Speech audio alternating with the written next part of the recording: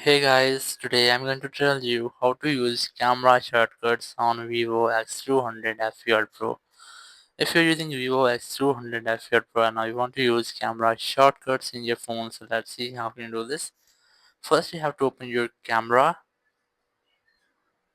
and in camera just go for settings, then select more settings here, and after that you'll get a setting of quick action for camera.